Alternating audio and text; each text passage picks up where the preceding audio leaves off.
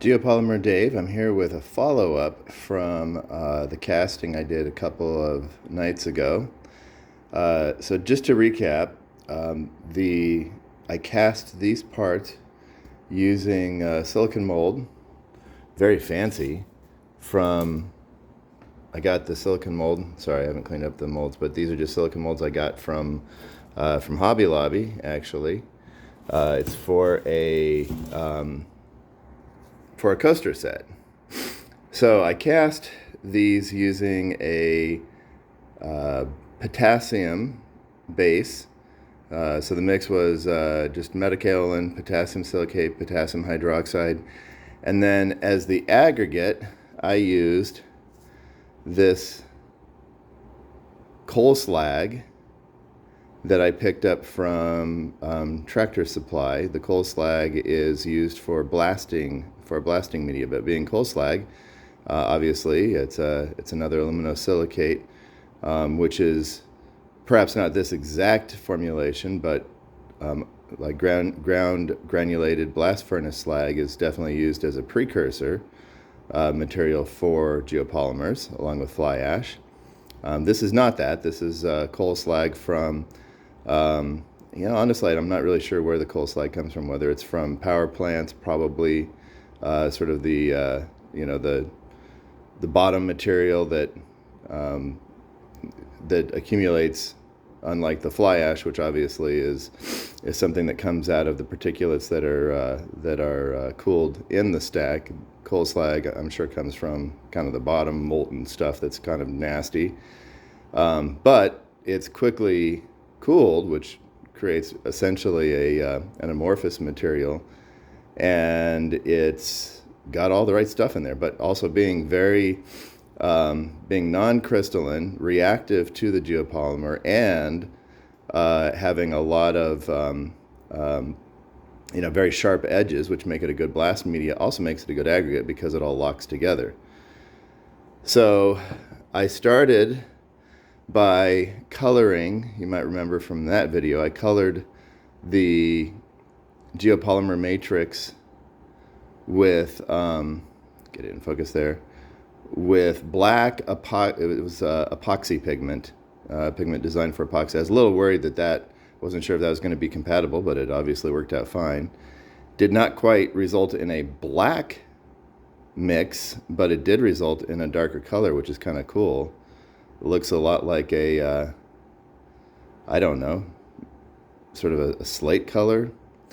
But what I want you to focus on is the surface quality. I mean, you can see it's shiny.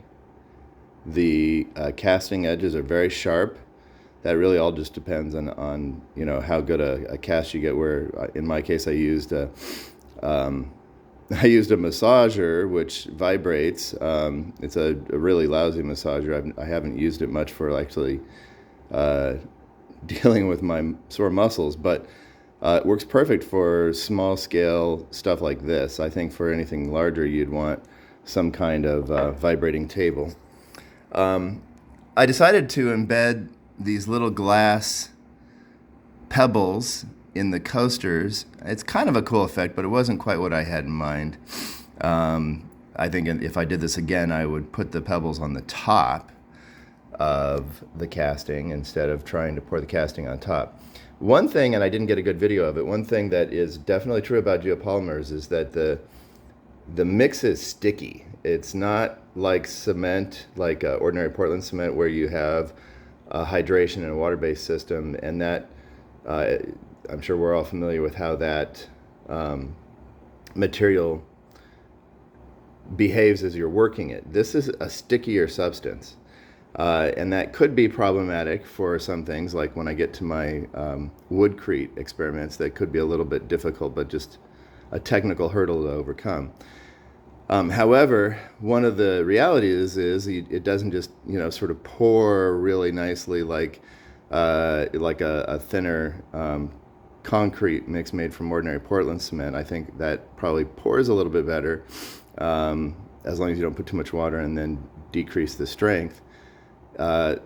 It's definitely more of a thixotropic medium that is like, it's almost like toothpaste or something like that. So It does very well when you vibrate it, getting it to move, and that's how I got these nice castings. But it's definitely thick and sticky, so it's something to consider when you're trying to use it.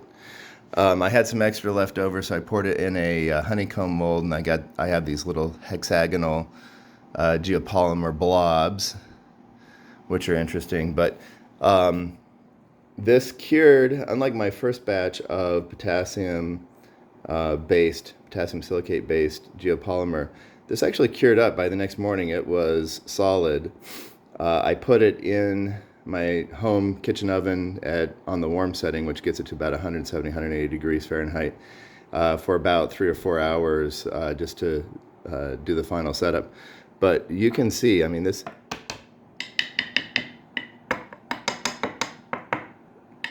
it's definitely got a very ceramic sound and feel to it. And I think the more solid sort of feel is, where it doesn't feel quite like concrete. Concrete just feels different. It feels less glassy, maybe is the best way to put it. This definitely has more of a ceramic feel to it. This side is kind of a little bit rough, more so on here. And what happened, I needed to cover this to prevent the water from evaporating. And if I did this again, which I will do, I'll use a solid piece of acrylic to cover it, because I used some plastic wrap, and of course it just took on the texture of the plastic wrap, which in some cases could be kind of cool, but for the bottom of a coaster, not cool. However, I'm just going to have to cover this with felt anyway, otherwise it's going to be a very abrasive material, since it's got sandblasting material baked into it. It would scratch up whatever you put it on. The other thing is kind of interesting, I don't know if you can see it, on the sides where I did grind a little bit and get it back to the matrix, you can see the little pebbles or granules of the coal slag, and that's kind of cool as you sort of polish it up and have those show on the surface.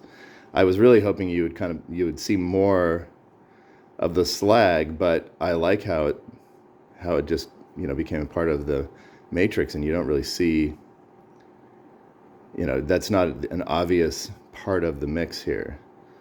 Again, if I wanted to enhance that, I'd probably pour more on the surface and press it into place without it being completely enclosed in the cement matrix. However, I bet if I polish the surface, you'll see a lot more of those, just like you do here. So kind of interesting. What I really started thinking about and I have thought about this before, but what I was thinking about as I pulled these out is how this would make a really great material for cast in place concrete countertops. I know when you're dealing with Portland cement, really it's a terrible material to use in a situation like a kitchen. You have to do a lot of things to make it better so that it's not susceptible to acid attack or absorbing, food debris, water, things like that would discolor it. So concrete countertops typically have to be made with a lot of sealers and admixtures and things that bring it to that that state where it can stand up to those kinds of environments, or at least stand up to them better. But even things like sealers, they wear off over time.